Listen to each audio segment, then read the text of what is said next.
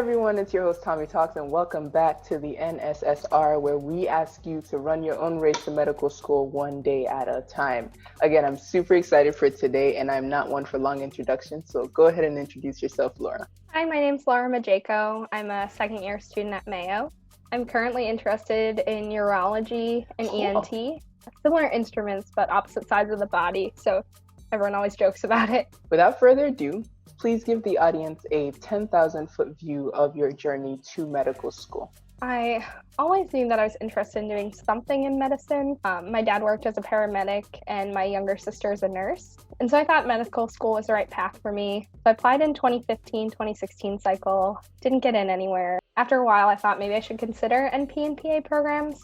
My partner said he would be supportive of me taking one of those paths, but also thought that I should reapply if that was what I really wanted.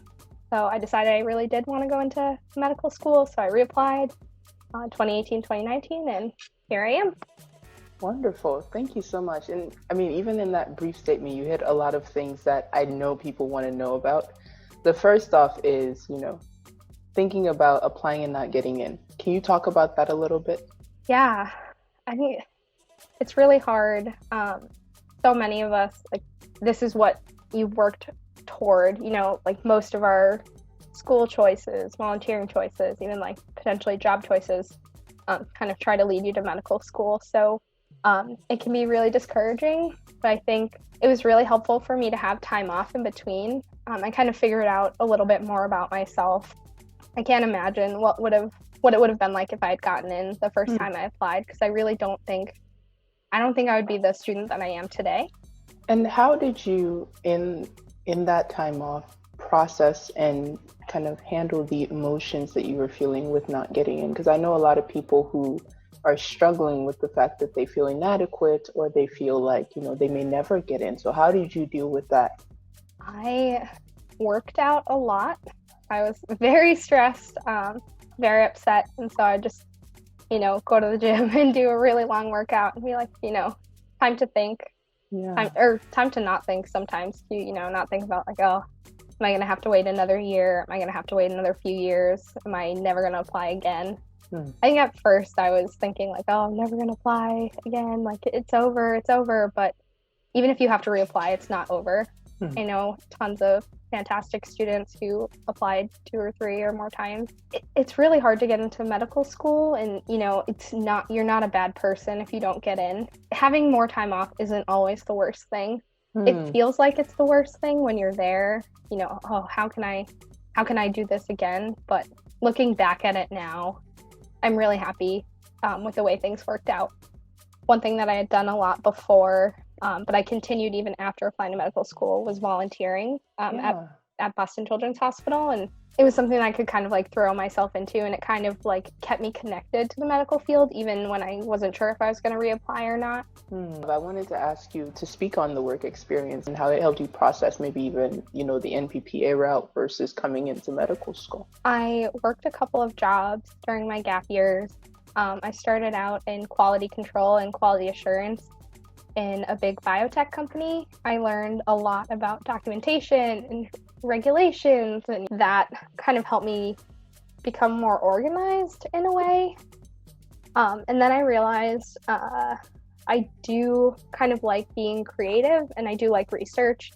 So I ended up applying for a bench scientist job at a biotech startup.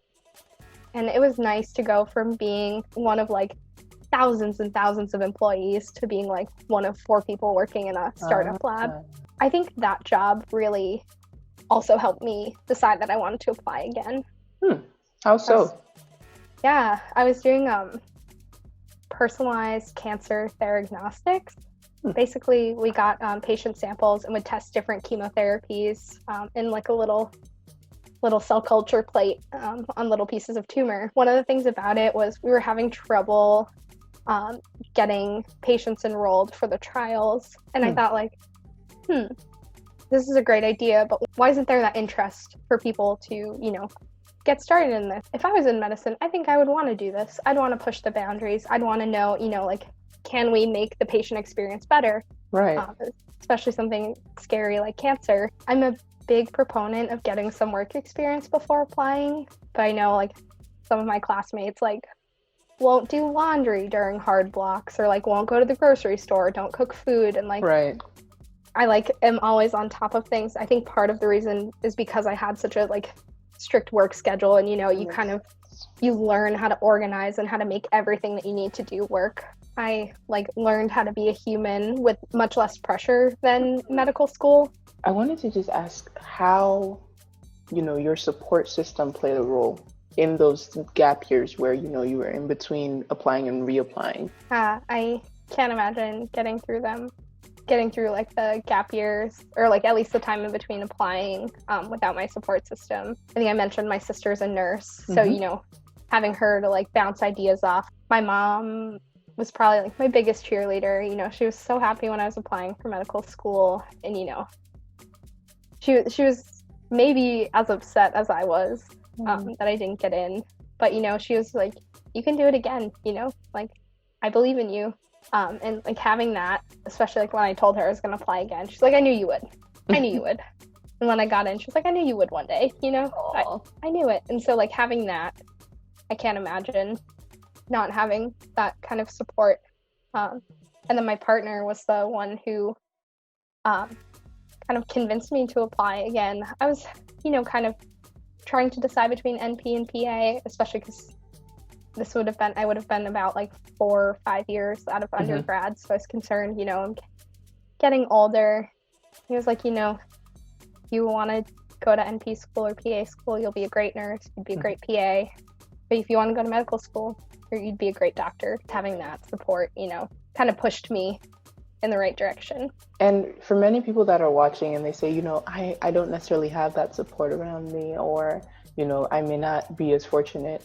Honestly, that's the whole reason we're here, is to tell you that we support you, and we've seen people do it. It can be done, and you can be a great doctor. So count us as your support as well. Going to the tactics of this. So, obviously coming into the application cycle a second time around, how did you approach the application process, and what are some things you would advise people to keep in mind when they're reapplying to medical school? I'm not sure if I'm lucky or unlucky. I had to retake the MCAT because my previous one had expired, but it ended up working out because I ended up doing a lot better on the new one. The MCAT's not always the problem. I guess you really have to look at like what was going on in the application. I ended up taking a few classes in my 5 years off, just that way that I didn't get rusty. And there were some things that I was interested in, so I just kind of took those for fun. So I had a little bit of boost in GPA. But what I think really, really helped me out was that I became a lot better of a writer the second time I applied. Part of it was applying with somebody else, because my partner was also applying at the same time. And, reading his essays, I was like, wow, like this is really strong. I know what kind of writing I need to do. One thing that you might be tempted to do is like reuse some of your old essays, but I rewrote every single thing just because that was something that I thought was really important. And then practice interviewing. That's the hardest part, I think. You could really work on your interview skills and sell yourself. A couple questions that I've heard with regards to reapplying in that process.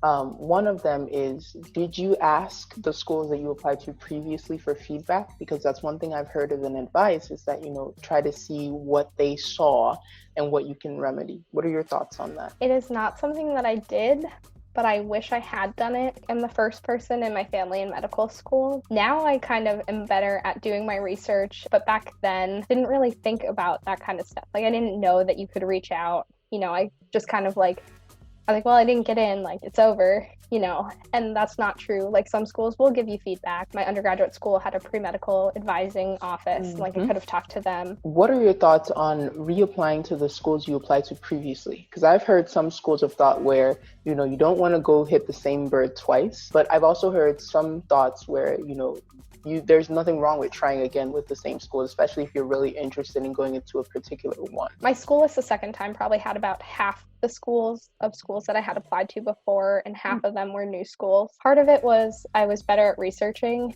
and there are some schools that it just doesn't make sense to apply. As from Massachusetts, I probably shouldn't apply to University of Hawaii because they don't take that many out-of-state students. Yeah, I definitely did reapply to some schools, and Actually, a lot of the schools that I end up interviewing at my second application cycle, I had previously applied to. And then there were a couple that were new. I definitely took a look at my scores and then just tried to like match up, schools that I would see myself being happy at, schools that I think might be willing to consider me. Like right. University of Massachusetts, right? I'm from Massachusetts, had to apply there. Is there anywhere for you to be able to see whether schools are friendly to reapplicants or not? I know like there are some schools, like I think it's the University of Ohio, where the dean like has a message about like, reapplicants consider these things, or like University of Miami also said something like that. Those are some schools that like reapplicants are reapplicant friendly. Yeah. Like another thing to consider is, for me particularly, I ended up not doing so well my like freshman and sophomore years of college, and my GPA was on the lower side, but it was definitely like a good trend. And then with the MCAT, like there are some schools that rewards reinvention. It tends to be schools that have like special master's programs, so like BU, Drexel, Georgetown, maybe even GW. Just to summarize, we talked about asking for feedback. We talked about, what are the things that you can control, such as your essay, your secondaries, your interview skills. And then we talked about applying smart. Do your research on schools that you have ties to. So for instance, even if you're out of state, if you have ties or you have family in the state, that's also something that you can consider. If you have somebody that works in that hospital, like, I know your institution because XYZ, whatever ties you have. And if you don't have ties, where are the places that, have a history? And this is more so what I'm getting to with that list is, if you look at their student composition, if they have a history of getting in people who have reapplied, or people with lower MCAT scores, lower GPAs, what have you, then you know that you have a good shot. Another school is Tufts. They have their own special master's program. The application process in and of itself is not cheap, so I can only imagine how it is to do it twice.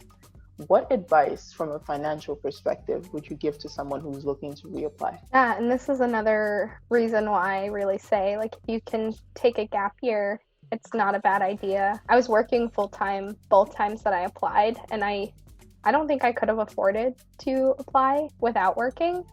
Even having like pretty well-paying job, still really expensive, especially if we start going back to interviewing in person. Maybe it's not the best for everyone, but I thought that it was really helpful for me to work. Did you include your work experience in your application? And if so, how did you frame that? I think putting your work experience in is so important. I mentioned it in my applications. I'm pretty sure a lot of my essays stemmed from it. You are learning how to work with other people, maybe who you don't always see eye to eye with, office conflicts. I think it's a lot less stressful to like learn it when you're new in the workplace. And then letters of recommendation. I am pretty sure that one of my letters of rec is like part of the reason why I was so successful with reapplying. It really highlighted like who I was, especially in the workplace. And so like my boss was able to speak about my conflict resolution, about working in a diverse work team, about problem solving, about like maintaining good quality, and about like accomplishing big workplace projects that I had done that can do a lot for you. If you have somebody like, oh, Laura's a good person, I recommend her, or like Laura's a good person because she can solve conflict, she can work with others, she can take on these big projects, and she was successful here, here, and here as measured by here and here. Like, how do you set yourself apart? Like, that's one of the things. One of my last videos that I posted talks about letters of recommendation and how to approach it, who to ask, how to ask, and what you really want to come out of that letter. Definitely cannot overemphasize the importance of letters of recommendation and what they do for your application. So thank you for talking about that. I want to ask, before I forget, if there are any other tips that you would give to someone who was in your shoes, either at the point of, not getting in the first time or even attacking the reapplication process. If you don't get in the first time, it feels like it's the end of the world, but it's not. Reach out to whoever's in your support system. If you don't feel like you have a strong support system, reach out to us. Find some support system. When it comes time to reapply, take a look at your application. See, like, if you get feedback, that's excellent. Work off that feedback. If you weren't able to get feedback for any reason, take a look. How did your essays feel? Did you just say, I want to go to school X because school X is nice and I like the city that school X is in? Or do you say, you know, I looked at this program at school X, I think that's really unique because of the patient population that's in this area, and I think I could contribute by this, you know? So how is your personal statement? Do you think that you should rewrite it? Probably it's good to rewrite it, you know? You don't want to apply with the same application twice. It could be writing, it could be interviewing, it could be a lot of things. So just take a look and, you know, wait until you have your best application. You know, it's okay if you have to take another year off or another 2 years off. Worst case, you work a little bit, save a little bit of money, and then spend it all on interviews, right? With that, I am so grateful. So grateful for you to come here and tell your story. How do people reach out? I am available by email. My email is majeko.laura@mayo.edu. I'm trying to get into med Twitter. My handle is @LauraMajeko. Like I always say, reach out to me as well. You know, if there's questions that you have, things that you would like to get answered, things that you'd like to see on here, you know, definitely let us know. And also subscribe. Thank you. I am super excited that this worked out. And I'm really happy for you guys to get to know Laura and a little bit of her story. So, like I always say, you know, have some peace in your life. Take, you know, the time to reflect on whatever it is that you are dealing with, going through right now, and also use that to propel you to move forward. All right, this has been Tommy Talks in the NSSR, guys. Peace.